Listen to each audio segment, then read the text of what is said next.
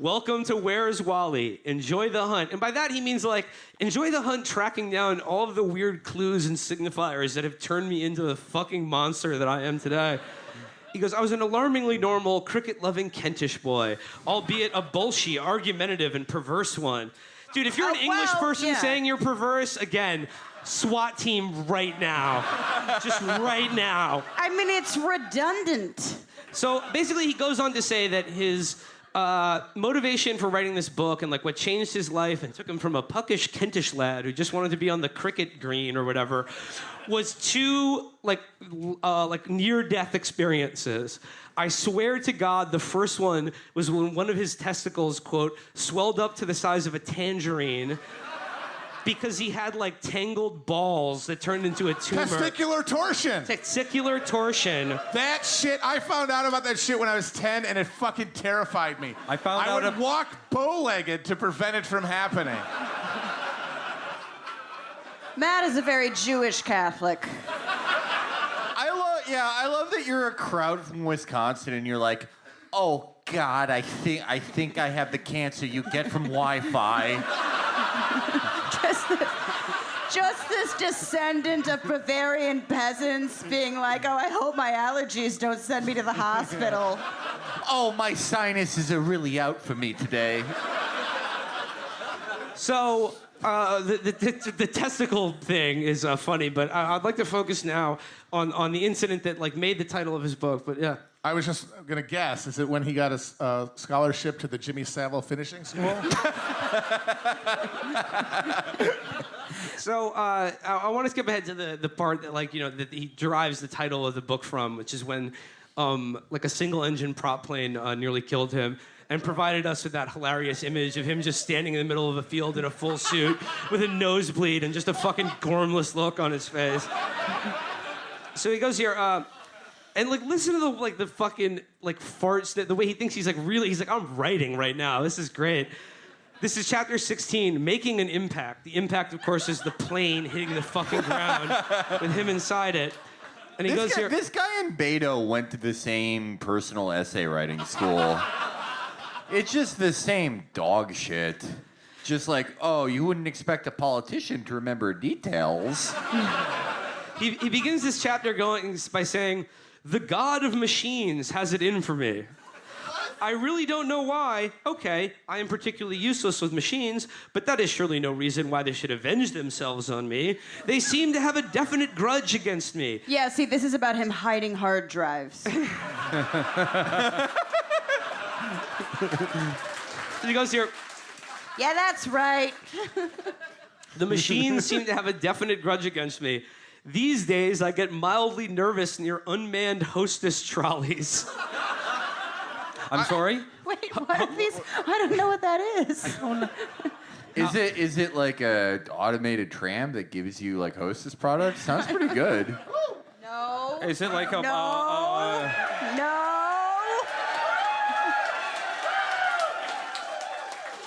It's No. It's like a. You say that, but he just pissed in the alley, and now we have to watch for it. No, it's like a mobile. Those clubs in Japan, hostess clubs. Oh, okay. No, it's the Chinese dick-sucking machine that comes around. The great determinant of age in our generation is this. If you kick a machine when it goes wrong, you are past your best buy date. And he goes on to be like, if you're under 35, you don't even consider this venerable technique. Venerable technique. Yeah. The thing I'm realizing with this particular dog shit is like how much the British middle-aged guy way of writing affected the American nerd. Because if you read any post by like a nerd trying to be funny or like watch the greatest video of all time, Handway unboxing, Katana, how similar these styles are. Like, I'm particularly useless around machines. Though I do suppose that if you kick a machine when it doesn't work, you are revealing your own ignorance tenfold. Well, it's called colonial cringe. Americans don't get, because of the accent, that most English people are actually incredibly stupid. Yeah. Well, no, he's the same. This is the same as a guy. Sentiment. He writes the same as the guy who, like, police came to his house because he tried to message Carrie on Mythbusters too many times. No, I like the it same though. energy. I like it though because England is now being colonized by America. It's like you find, now you know what it's like. I remember during the last general election, there were a bunch of fucking round red UKIP lads with MAGA hats on. I said, make the country that split away from you 200 years ago great again. It's like you don't see any perfectly round Midwestern Trump assholes with UKIP rosettes pinned to their fucking Punisher t-shirt. But you do see our Midwestern dumbasses post things to Facebook that are like, yo, I'm so excited for Brexit. No, there are guys who live in fucking Ohio who are like, I'm so excited for the EU to be torn apart. And it's like, can you explain what it does? Like, I mean, to be fair, neither can most Europeans. But no, Matt is wrong because the crossover That's never happened. is Top Gear.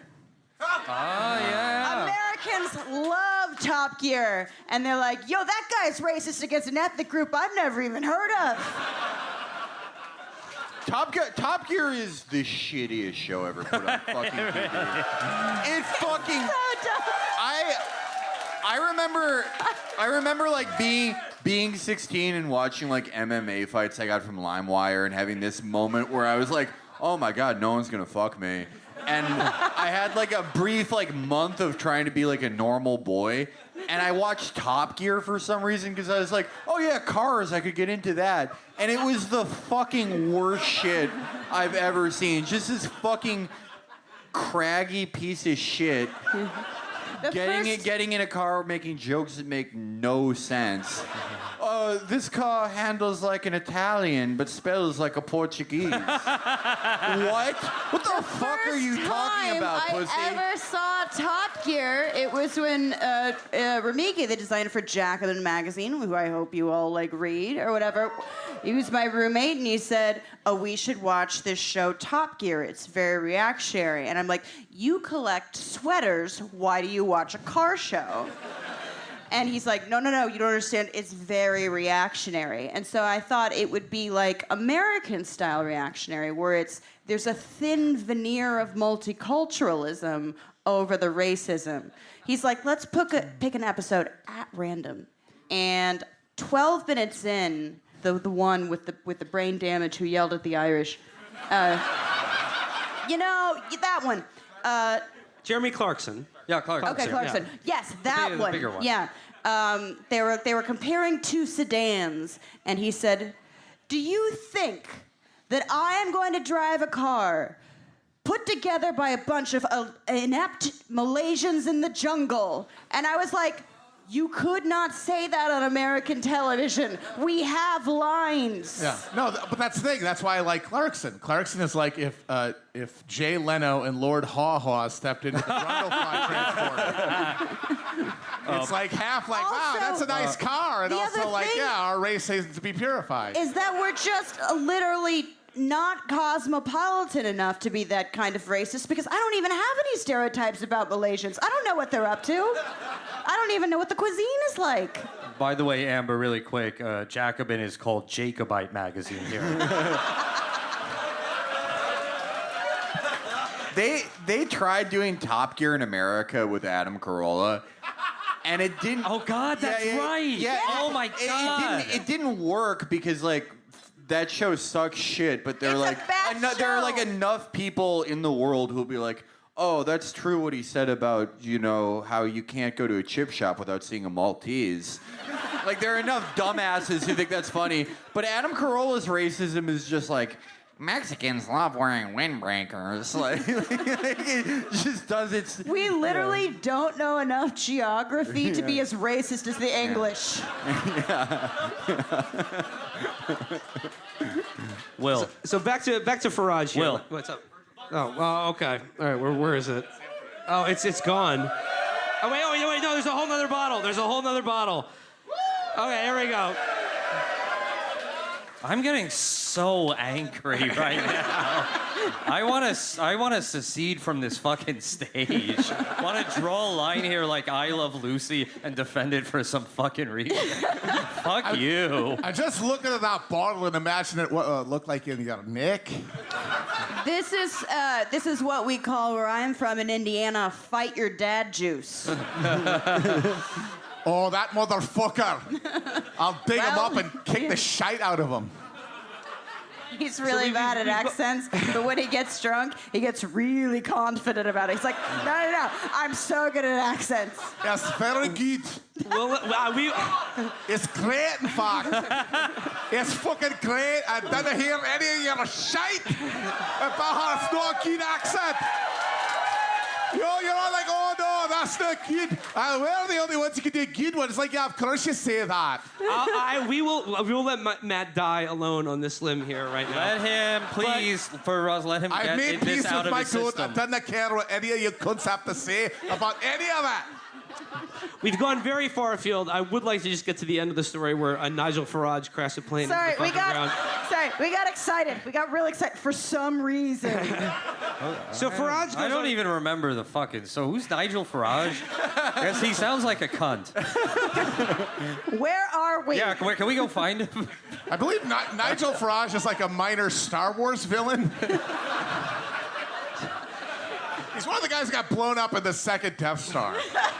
I drink enough of this, and I'm thinking, where's the knife store? And then I realize I just know. You know what? It's The instinctual. knife store was the friends you made along the way. So basically, he like in this incredibly wordy, circuitous route of just saying that he's afraid of machines, he's afraid of flying. And his testicles. And one of his balls swelled up. Actually, sorry, I'm not going to read the whole thing, but like in the testicle anecdote part of the book, he talks about how the Indian doctor, the GP who took care of him, offered him a prosthetic ball in case he had to like lose one of his testicles, and he was like, I declined. But only that. because it was an Indian doctor. I love that because, of course, like Farage obviously imagines that he is like part of the tradition of like British politicians who are also men of letters. And it's like, I'm sorry, that none of the volumes of Winston Churchill's History of the English-Speaking People revolved around his ball sack. So he goes, He kept that for his private life. So he goes, but I fly because I must, and because it is daft to be scared of flying. Who is he, Erica Zhang? What the fuck? Boom, yeah, sorry. So he goes, so the idea is they're going to go up in this little prop plane and sort of like trail around a UKIP banner flying in the sky on the day of the election. And he goes here, the pilot seemed competent and experienced. Any slight grimness in his personal manner... Any slight grimness in his personal manner only persuaded me that he was businesslike and professional.